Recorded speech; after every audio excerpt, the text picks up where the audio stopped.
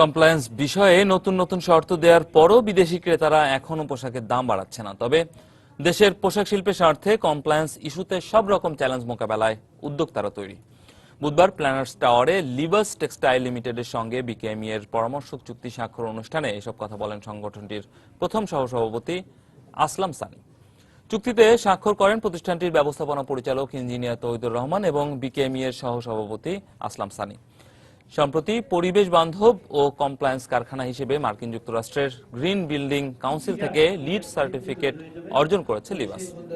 এই চুক্তির মাধ্যমে আরও উন্নত কারখানা গড়ে তোলা এবং অন্য কারখানাও পরিবেশ বান্ধব কারখানা গড়ে তুলতে উদ্বুদ্ধ হবে বলে মনে করেন বিকেএমই। এখনো পর্যন্ত আরও 105টি কারখানা পরিবেশ বান্ধব করার উদ্যোগ নিয়েছে বলে জানিয়েছে নিট শিল্পের সংগঠন বিকেএমই।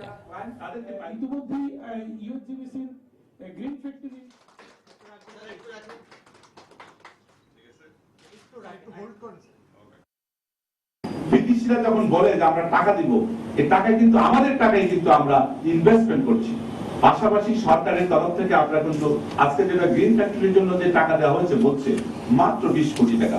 20 কোটি টাকা ফ্যাক্টরি হবে না, 20 কোটি টাকা তো প্রাইমারি লেভেলের কাজও হবে না। এইটা ইমিডিয়েটলি 100 কোটি টাকা পর্যন্ত বর্ধিত করার জন্য আজকে বিকিমির মাধ্যমে, আপনাদের মাধ্যমে বিকিমি থেকে অনুরোধ করছি। অ্যাকর্ডের সার্টিফিকেশন আমাদের কমপ্লিট হয়ে গেছে। এই কর্মযজ্ঞগুলি শেষ হওয়ার পরে বাংলাদেশের ফ্যাক্টরি একটা ওয়ার্ল্ড ক্লাস ফ্যাক্টরি এবং আগামী 50 বছরের জন্য একটা ভিত্তি তৈরি হবে।